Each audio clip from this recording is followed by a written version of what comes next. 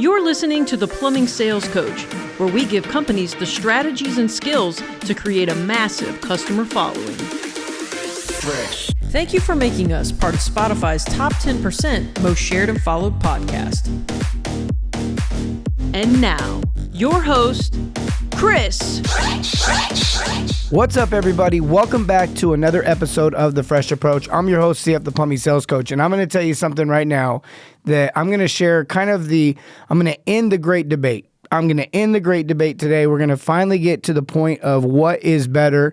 This has been something that has been argued now for years, decades, something that is, people get nasty on the internet about this topic. They get downright ugly about the whole thing, and it doesn't have to be that way. There's a clear winner. It's not a big deal, but we're going to discover that.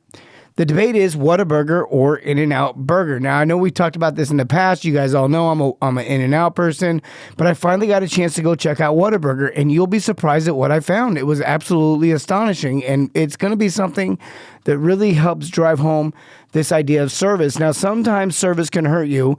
I'll explain that. I have talked a lot with service plumbing owners, with technicians that run calls. I've been on shop visits. I've exampled it. I've been on thousands of calls all across the country, even Canada and different places. And I've had the chance to really see and meet so many people, customers and employees and technicians and owners and managers and office staff. And it's really cool to see how unique people are and how much we are also at the same time patterns. We kind of follow suit. And so when we establish this kind of a team of good moral people that are trying to go out and service their community and do this kind of work, we set ourselves apart. We create a competitive advantage. We then become something that's desirable and is not often found. And the more desirable you are and the more in demand you are, because that's desirable, and then the less supply there is, meaning you're the only ones that provide that level of service, you separate yourself. You become a competitive advantage. You can then charge more. You can then offer more. You can then do so much more because the consumer trust is there,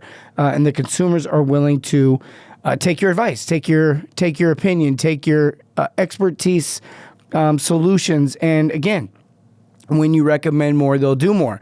This is true for any industry. If you have a certain place that you like to do business and they make a recommendation, you're more likely to take that than if it's a new place or a place that you don't trust or don't know that well. That's pretty much common sense. I think we all understand that. And I experienced something that really drove this home when I went to Whataburger. And I was down in Alabama. I know a lot of you from Texas are big Whataburger people.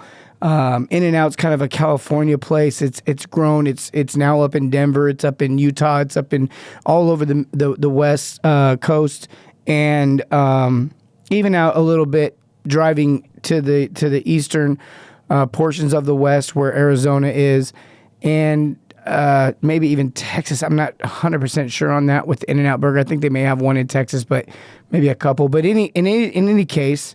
The idea here is this, that we have this great product, this overwhelming product, and so many people argue back and forth. Oh, you got to have the Whataburger. You got to have the Whataburger. You got to try it. And I've had the burger from In-N-Out. I have to have been to In-N-Out Burger now 100 times, 500 times, so many times. At one point, every time I went out west, I'd eat it for breakfast, lunch, and dinner. My brother over in La Mirada, California, there was an In-N-Out probably 4 or 5 minutes away, and 3 minutes away from his house. Went there all the time, animal style, double, loved it. That's 2 patties, 2 cheese, and this unbelievable sauce mixed with grilled onions, and just so good, so good. Okay, but I had never had a Whataburger, and I used to always say, In-N-Out, just based off the experience I had. You walk in there. There's always a line. The line moves fast, kind of like Chick-fil-A. And there's always, 438 employees in an 8x5 area. Everybody's doing something different. It's like an orchestra. It's beautiful. It's like synchronized fast food. It's crazy. It's like a song. And they got 2 different deals going, one for the front counter and one for the drive-thru. Employees outside, multiple employees outside taking orders. Now, I will say they were born and raised and established in Southern California, and so the weather there is amazing, so they got away with that for a long time. We're just year-round, night and day, they could be outside. I'm sure that's not the case in Denver. It's cold there. But still have the same process, still have the same service, still get the same experience.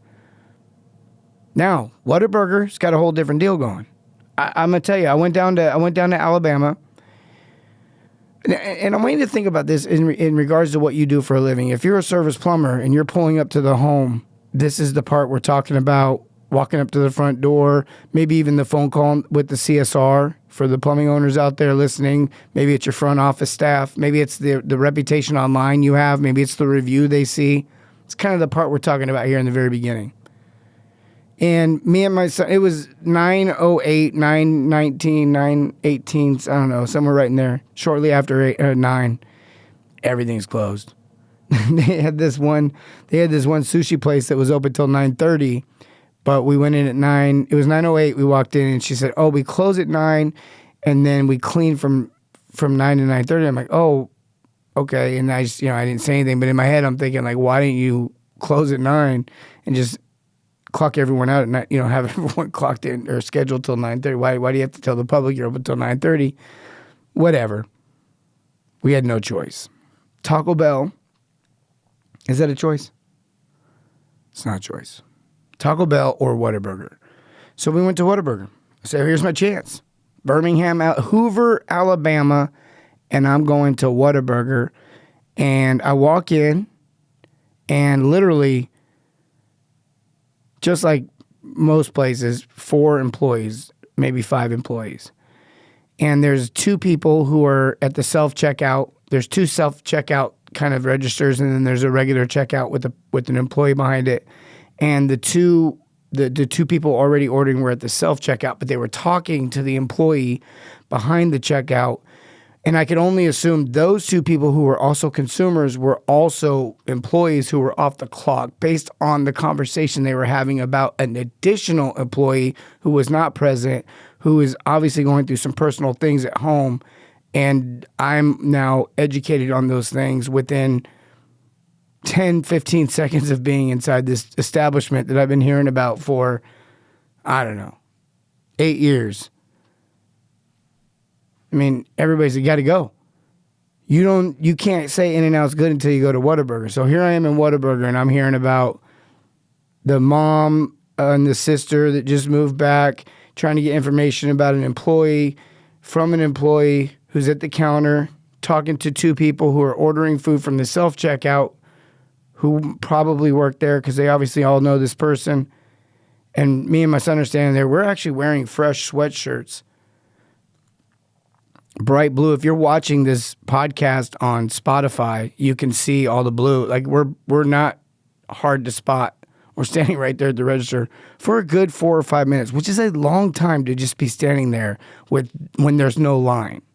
But she was so focused on that conversation, she didn't even acknowledge us. Finally, my son coughed. Not intentionally, not maliciously, just coughed. And she goes, "Oh, did you cough to get our attention?" I was like, oh my gosh, this is so awkward. So I said, "No, he just has a cough." That's how I responded. We walked up to the counter, and just as we're walking up to the counter, which, by the way, is now only 2 more steps because we're standing right there the whole time, the manager or somebody in the back, I only know it's the manager because of what's said following this, but the person in the back screams out something like, "Did you do this? Did you do that? Or who did this? What's going on here?" She then tells us, me and my son, "Oh man, she's so ghetto. That's our manager. She's ghetto." And I'm like, "What?" I'm sorry. It is what it is. And I'm like, this whole thing is ghetto. What is going on? Like, what is going on right now? And I'm just like looking at her. I'm looking at the 3 employees that are scattered. 1 at drive-through, 2 in the back on the line. 1's the manager. And I'm like, I don't think I want to eat here. Like, I don't think I want to this. I'm not comfortable with this. How many times do we go to a home? How many times do we answer a phone call from a customer? And we do this. Circumstances can be different. It doesn't have to be employees talking with off-the-clock employees about other employees. It can just simply be any kind of thing that makes the consumer feel like you don't really care if they're there or not. I'm going to tell you right now, if the consumer doesn't feel like they're desired to be there, if the consumer doesn't feel like you want to be there with them, they are not going to want to take advice from you. They're not going to consider or even entertain anything else outside of what they already believe to be true. They're going to become demanding in some fashion. Maybe not aggressively, but in some fashion, meaning they may go, hey, I just want to focus on the toilet. Hey, I'm not really interested in that right now. I just want to get this thing taken care of. There's something you're doing, has nothing to do with the plumbing. It has nothing to do with the fact that they do or don't need it. It has everything to do with the fact that they don't trust you. They don't have confidence in you. There's no consumer confidence. Very, very important thing to understand. You know, we got this new software coming out that's diagnoses in the home, and it actually builds options right there in the moment. You can use it for training ahead of time. You can wait until after the call to plug in kind of everything that's wrong, and it'll break down based on how you interact with it and tell it how the call went, basically what's failing, what other things are failing, just like it, that kind of stuff. It'll build out your options. It's pretty tight. We love it. We can't wait. It's coming out soon. In fact, if any of you guys want to get on a waiting list for it, we're going to do a free demo, early access, and we're going to even throw in some bonus tech trainings for you, your company. All you got to do is sign up on the waiting list, and we'll get you taken care of. But man, that software's coming out, and the point is that that's going to help with consumer confidence. This idea, like, if you go to AutoZone, you don't have to trust the person behind the counter to believe that little tool that they plug into your car when it says that you have a P205, sensor issue or some sort of coded issue that they look up later and tells them what's failing in the car. You believe that because of the software. That's called consumer confidence. You don't necessarily believe the individual. Just like when you go to the gas station. You don't have to know the gas station attendant. You don't have to know, like, and trust the gas station attendant to buy the gasoline. You need to know, like, and trust and have consumer confidence in the gasoline. So we'll make that purchase. Now, if that gas station attendant was to come out and try to advise us on either buying a more premium gas from them or maybe coming inside and buying some drinks or something inside, we'd have to then maybe know, like, and trust that gas station attendant to take that advice, to trust that advice, to have consumer confidence in that. So just to make that point, I didn't have any consumer confidence in the people that were about to make my food. So I left. So those of you that do want to get on that waiting list for that software that's coming out, all you have to do is go to software.theplumbingsalescoach.com. Software.theplumbingsalescoach.com. You put your email address in. That's all we need. We don't need your birthday. We don't need your social. We don't need your name. We don't need your credit card. Just need your email address. Plug that in, and then we'll email you information when it's ready, and we will be able to let you know exactly what's going on with the software updates. I think we're going to add the ability to put your cell phone number in there so that we can text you that information as well. Some video training, some bonus things, and then also once that's out, we're going to give you guys a free trial, early access to it. So that software is going to change the game. We cannot wait. If you want to raise your ticket averages or build consumer confidence so that you can diagnose further and more extensively in the home where the customer's not questioning your motives, and you need a tool or you want a tool to do that, get on that waiting list. It's going to change the game. Can't wait. This software basically does what I teach inside of the program. And we've seen people double, triple, quadruple. We see some silly things happen. $300, $400 ticket averages shooting up to $1,200 and $1,300, $1,400. Just on a one-on-one with a technician this morning. Been in the program for a couple years. Guy's averaging. He was an apprentice. Didn't even know how to plumb. He's now can plumb. He can now run through. We don't teach the plumbing side. The company followed kind of our teaching on how to train faster with the plumbing, but we taught the service side of things as well as the process for training the plumbing. 2 years, he's rocking it. He's killing it. $1,200, $1,300 ticket average, 87% on conversion. It means 87 out of 100 customers do work with him. And on average of the 100 people he went and saw, even the zeros included, he averaged around $1,200, $1,300 worth of work each time on leaking shutoffs. Some of you are going to be like, oh, I bet he's aligning sewer cells. No, he's not. Leaking shutoffs, faucets, fill valves, flappers, the basics. Just running the call the right way. The software will help you do that. Get on the waiting list. Software.theplumbingsalescoach.com. I tried to do that. What was that? Can't remember now. Yahoo.com. Yeah, that was Yahoo. Okay, look, what can we learn from Whataburger? Well, look, not anything about their food because unfortunately I didn't make it that far. Okay, I'm one of the 13 that said no. How many have experienced that there? How many went ahead and ordered but didn't come back?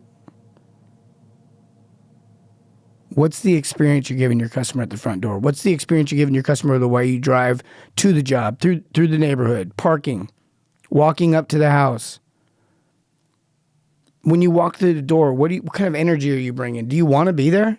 Do you want to help them out? Do you want to give it your all? Are you fully bought in, or is this just another call? Is this just another person's problem?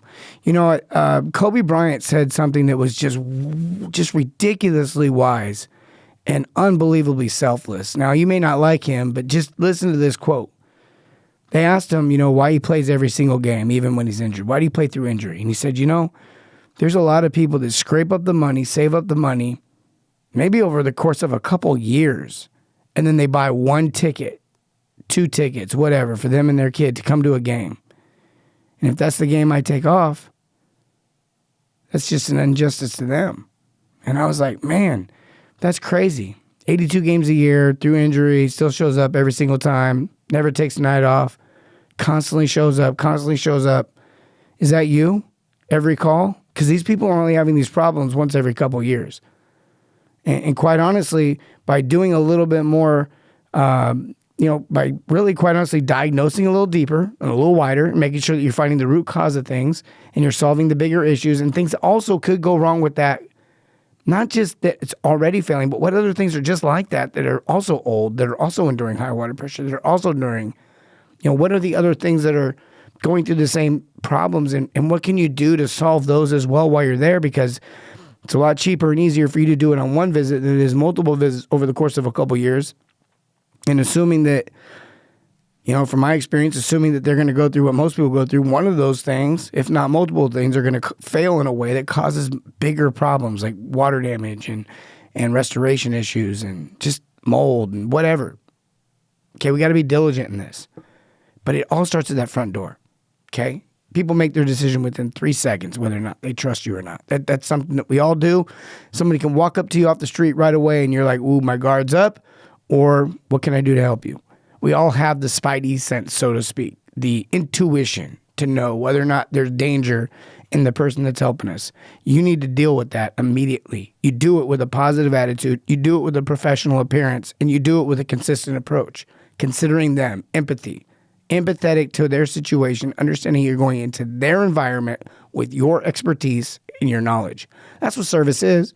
It's the ability to make that connection for someone who needs a product or service, and then someone that can supply that product or service through expertise or being a part of the process. Even somebody who maybe is not a plumber like a CSR could be a part of that process. Somebody who's in the back office can be a part of that office, that process. Apprentices, everybody involved. We got to be diligent in this. We got to make sure that we're not just getting trained to be plumbers, but we're also getting trained to be service plumbers. Look, it all comes down to you giving somebody a quality experience. This is your moment to make an impact on them. They got a problem, they picked you. Are you going to go out there and give them a great experience? Or are you going to go out there and just run through the call and try to get through it as fast as possible? Look, I love you guys. Remember, as always, go out and serve your community and everything, not just plumbing. Have a great day. Thanks for listening to the Plumbing Sales Coach podcast. Be sure to follow us on Facebook and Instagram, and check us out on the web at theplumbingsalescoach.com.